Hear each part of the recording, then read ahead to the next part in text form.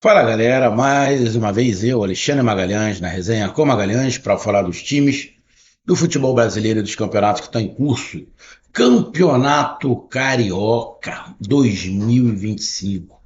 Jogo atrasado da sétima rodada. Jogo entre Flamengo e Botafogo. Clássico Flamengo e Botafogo. Um clássico aonde temos aí um time que dos últimos 6 anos ganhou muita coisa e time que depois de virar SAF, né, está começando a ganhar. Ano passado ganhou o Campeonato Brasileiro, a Libertadores, né, e vai querer continuar, né, sempre disputando títulos, sempre correndo atrás. Os dois times com desfalques, e aí você não pode mais falar do Botafogo, Luiz Henrique Almada. Luiz Henrique Almada não é mais desfalque, porque ele não pertence mais ao Botafogo. Os desfalques do Botafogo são outros, né? O Botafogo tem que se arrumar sem esses dois caras que não pertencem mais. Mas os times foram com desfalques e o Flamengo, levando em consideração o que seria o time titular, o Flamengo bem mais desfalcado. O Flamengo quase com um time misto para jogar com um time basicamente titular do Botafogo, talvez com uma ou duas alterações. Talvez com uma ou duas. Na verdade, com duas alterações. Com duas alterações. Pelo Campeonato Carioca, o Flamengo na parte de cima da tabela e o Botafogo tentando entrar entre os quatro primeiros, inclusive se vencesse o jogo, o Botafogo ultrapassaria o Flamengo.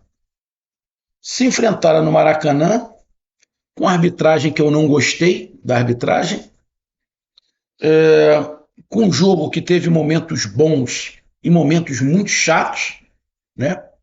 Por causa da postura, às vezes, dos times, e que terminou com muito tumulto, um tumulto generalizado, que, na boa, estava se desenhando que ia acontecer. Placar final: Flamengo 1, Botafogo 0. Segunda partida de 2025 que o Flamengo vence o Botafogo. Venceu pela Supercopa do Brasil, Supercopa Rei, né? Em homenagem ao Pelé. Ganhou de 3-1, poderia ter sido mais. E agora, pelo Campeonato Carioca, o Flamengo vence de 1-0. Então a gente tem algumas partes para falar desse jogo. O jogo, a classificação, a arbitragem e o tumulto ao final do jogo. Então, vamos embora para a gente. Vamos começar logo para não ficar um vídeo muito longo, né? Então eu peço a você, meu amigo torcedor do Flamengo, que está feliz com mais uma vitória do Flamengo em cima do Botafogo, e você, meu amigo torcedor do Botafogo, que obviamente vai ficar com raiva, mas vai falar de algumas coisas que aconteceram no jogo, mas o fato é que o Botafogo começa 2025 de uma maneira conturbada. Porém, ano passado também começou de uma maneira muito conturbada, né? Não chegou nas fases finais do Campeonato Carioca, como está acontecendo esse ano, né? Mas ainda falta 2 jogos para o Botafogo e ainda dá para o Botafogo chegar às semifinais. Então eu peço que vocês curtam, compartilhem, inscreva-se no canal, dê o seu like, ative a notificação, coloque seus comentários, entre no nosso WhatsApp, se quiser lá fazer alguma pergunta. Se você quiser ajudar o canal a crescer, você pode ajudar através do Pix, que é o número do nosso WhatsApp. Você pode ajudar através do Superchat, quando estiver fazendo lives. E você pode ajudar através do clube de membro do canal Resenha com Magrela, aqui embaixo de azul. E agora você pode ajudar através do Valeu, que é esse coração com cifrão que está do lado de compartilhar. Mais uma coisa, não deixe de se inscrever no canal, porque mais da metade da galera que acompanha o canal não é inscrito. Então dá essa moral pro canal, inscreva-se no canal. Vou mandar um abraço aí pro meu parceiro Adilson, lá do meu trabalho. Adilson, felizão, né? Mais uma vitória do Mengão. E meus amigos botafoguenses lá que trabalham comigo, né? Tem alguns que trabalham comigo. Vou dar um abraço para todos eles também. Bom, vamos lá. É, vamos lá para um ponto que eu sei que o botafoguense vai falar, vai reclamar. A arbitragem rouba o Botafogo é roubado, o Flamengo é o clube da mídia, a arbitragem favorece o Flamengo. Toda isso aí. Tá? Principal lance para mim de erro do árbitro foi o lance do De La Cruz. Na minha opinião, o De La Cruz tinha que ter sido expulso. O De La Cruz tinha que ter sido expulso. Ele larga o cotovelo de propósito. Tá? O juiz deu um amarelo, mas na minha opinião, era para ter dado vermelho. Bom, pelo que parece, o VAR não chamou, mas era para ter dado vermelho. O De La Cruz merecia ser expulso. E aí, obviamente, que isso ia mudar toda a dinâmica do jogo. Né? Ia mudar toda a dinâmica do jogo. A gente dá uma olhada rápida aqui nas escalações, como eu falei no início, que o Flamengo jogou com o time misto. O Flamengo foi com o Matheus Cunha. Matheus Cunha não é o titular, é o reserva. Foi com o Wesley pela lateral direita, o Danilo, que agora quer jogar de zagueiro. A princípio, o Danilo ainda é reserva, a princípio. A gente já não sabe mais. Danilo, Léo Ortiz, que é titular, e o Flamengo estava sem lateral esquerdo. Não tinha nem o Alexandro, nem o Ayrton Lucas. Teve que improvisar o Varela, que é lateral direito, na lateral esquerda. Então o Flamengo aí, sem dois titulares já. O goleiro e sem o lateral esquerdo, improvisando o lateral direito. Aí você tem o De La Cruz, que a princípio é titular, o Alan, que é reserva, e o De Arrascaeta, que a princípio é titular. A princípio não, o De Arrascaeta é titular. O De La Cruz a gente tem que analisar. Aí na frente, o Everton Cebolinha, o Juninho e o Luiz Araújo. Os três reservas. Então o Flamengo foi com 1, 2, 3, 4, 5, 6 jogadores reservas. E 5 titulares. Titulares: Léo Ortiz, Wesley, De La Cruz e Arrascaeta. Isso. 1, 2, 3. Não, tá faltando aí. Não. O Flamengo foi com reservas. Levando em consideração que o Danilo ainda é reserva. 1, 2, 3, 4, 5. Rapaz, exatamente. O Flamengo foi com 7 reservas. Luiz Araújo, Juninho, Everton, Alan, Varela, Danilo e Matheus Cunha. O Flamengo foi com 7 reservas. E o Botafogo foi com John, titular. Vitinho. Quando pode ser o Matheus Ponte ali, né? Que pode jogar ali, mas eu acho que o Vitinho é o titular. Danilo é reserva, estava faltando zagueiro, então ele foi improvisado, o camisa 5 ali. Alexander Barbosa e Alex Telles, titulares. Então, da zaga, apenas um reserva e improvisado. Gregory e Marlon Freitas, titulares. O Alan, que não era titular. Então o Botafogo jogou com 3 volantes. Com Igor Jesus na frente, Savarino e Matheus Martins. Hoje, Matheus Martins, Savarino e Igor Jesus são os titulares. No meio-campo, Marlon Freitas e Gregory, os titulares. Na defesa, Alex Telles, Barbosa e Vitinho, titulares. E no gol, John. Ou seja, o Botafogo foi com 9 titulares e 2 reservas. O Flamengo foi com apenas 4 jogadores titulares, tá? Que é Arrascaeta, De La Cruz, Léo Ortiz e Wesley. Então, o jeito de jogar do Flamengo, independente dos jogadores, o Felipe Luiz está fazendo jogar da mesma maneira.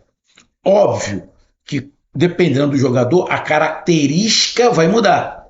E algumas coisas vão mudar. O time pode ficar mais vertical e pode ficar um time com mais qualidade técnica, com mais passe, um time mais cadenciado. Mas o formato de jogo é a mesma. E qual é o formato de jogo?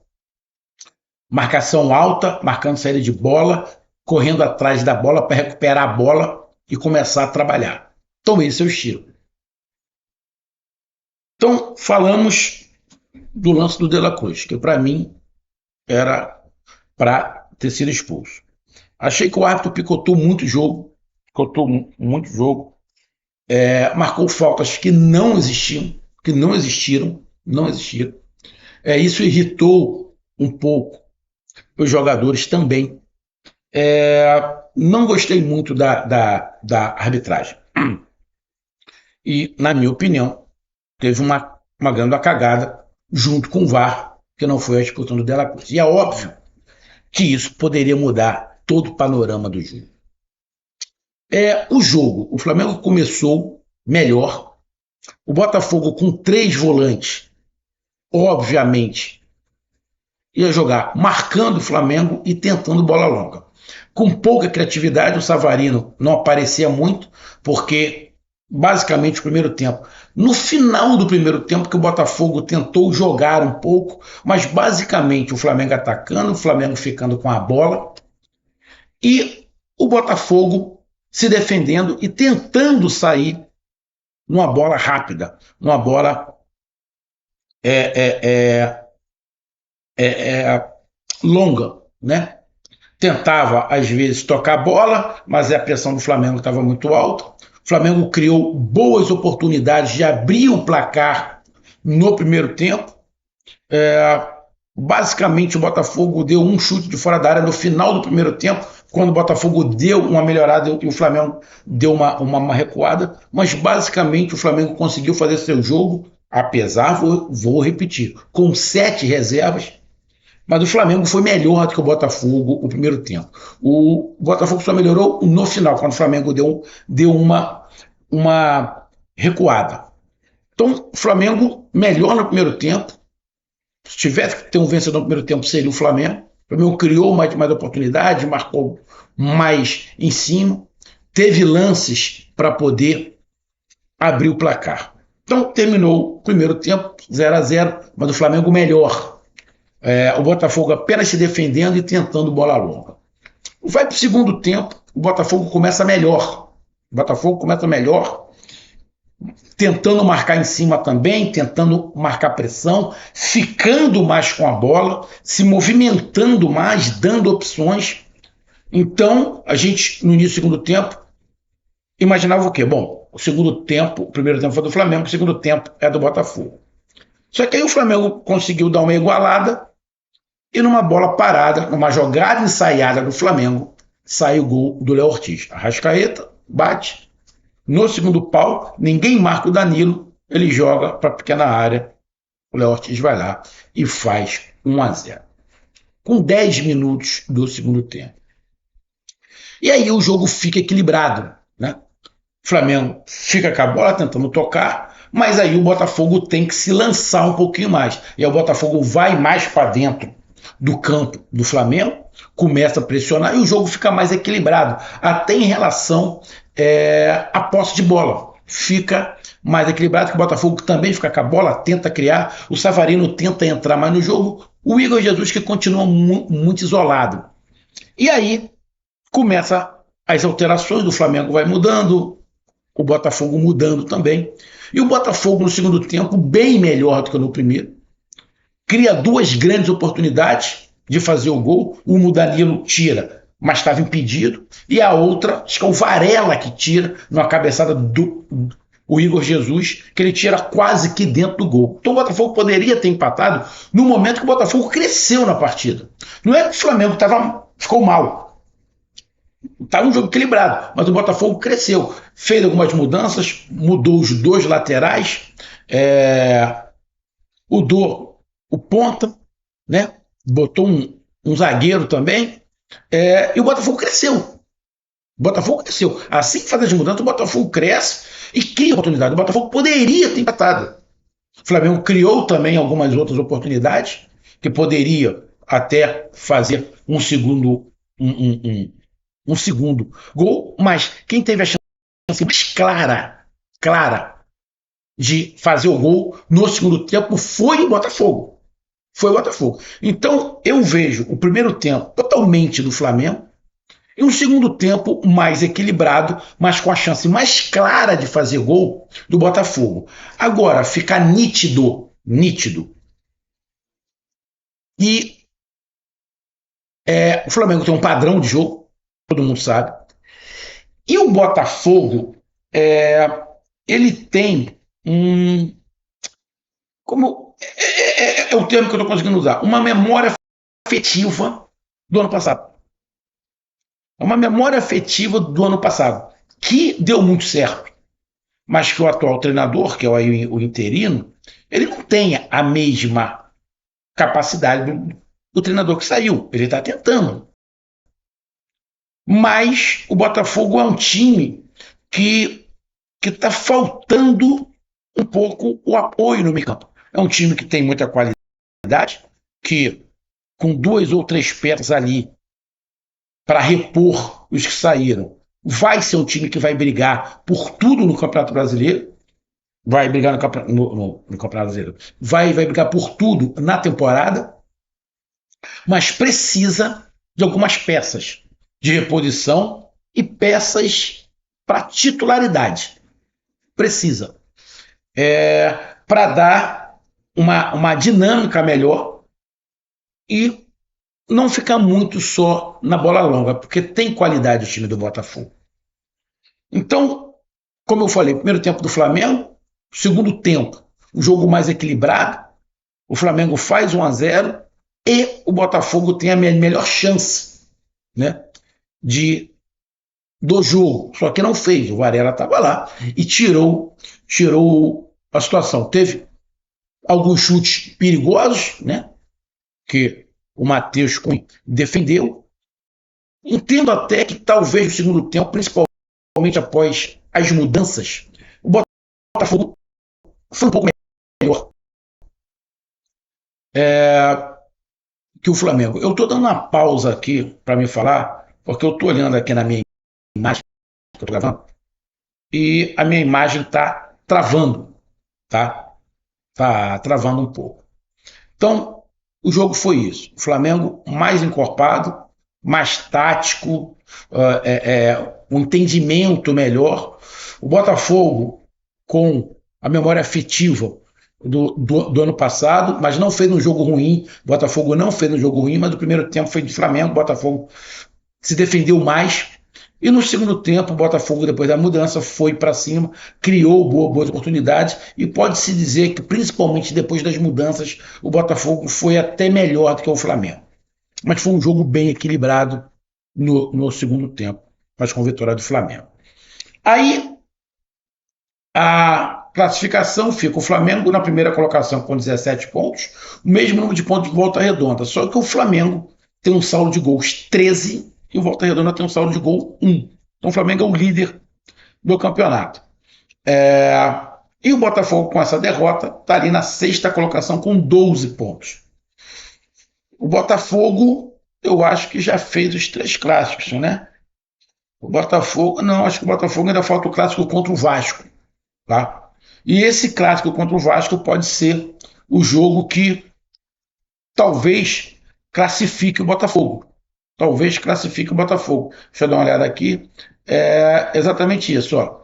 O Botafogo tem o Boa Vista, depois tem o primeiro jogo da Recopa e depois, na última rodada, pega o Vasco. Esse jogo contra o Vasco pode ser o jogo que vai classificar ou não o Botafogo. E o Flamengo agora tem o clássico contra o Vasco no próximo final de semana e tem o último jogo, se eu não estiver enganado, contra o Maricá. Deixa eu dar uma olhada aqui. Exatamente, o Flamengo joga a última partida contra o Maricá no Maracanã. E aí a gente vai aqui rapidamente falar do tumulto. Eu já falei isso aqui, vou repetir. Tá? Eu falei no passado, vou repetir. É, tem um amigo que trabalha comigo, o Souza Júnior, que é botafoguense. Eu falei isso para ele também. Eu falei, olha, Alexandre Barbosa. Ele tem aquela característica de ser o xerife. Mas ele é um cara que cai muito na pilha. Ele é um cara que cai muito na pilha. Todo jogo do Botafogo, pode reparar, quando tem tumulto, ele está se metendo, ele está empurrando, ele dá soco, ele dá chute. É um zagueiro mais à moda antiga, quando não se tinha VAR. Só que ele dá sorte que ele não é muito punido. Mas ele é um cara que todo tumulto ele tá. Ele quer se impor pelo tamanho. Eu já falei isso diversas vezes. Do lado do Flamengo só tem santo? Não. Do lado do Flamengo não tem santo. Mas o cara mais encrenqueiro do Flamengo saiu, que é o Gabigol. Saiu. Se você pegar ali, quem é o cara mais encrenqueiro?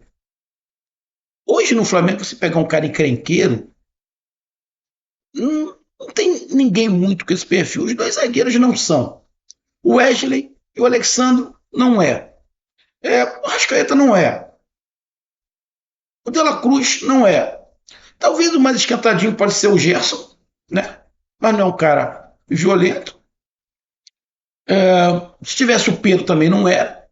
Então, com a característica do Alexander Barbosa, e aqui eu não estou defendendo nenhum lado nenhum, o Flamengo não tem, tá?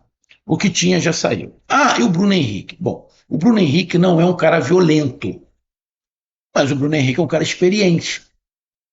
Se você sabe que um determinado jogador cai na pilha, você vai tentar entrar na mente dele. É a mesma coisa lá do Botafogo. O Botafogo sabe que tem um jogador do Flamengo que cai na pilha, você vai tentar entrar na mente dele. Isso aí é normal, irmão. Isso aí não tem nada demais. Isso é normal. Isso é normal. O Alexander Barbosa tem essa característica. E aí o que acontece? É só ver aí no Google, provavelmente vai estar passando. Quando acaba o jogo, o Alexander Barbosa está próximo ao Bruno Henrique. O Bruno Henrique falou alguma coisa? Deve ter falado.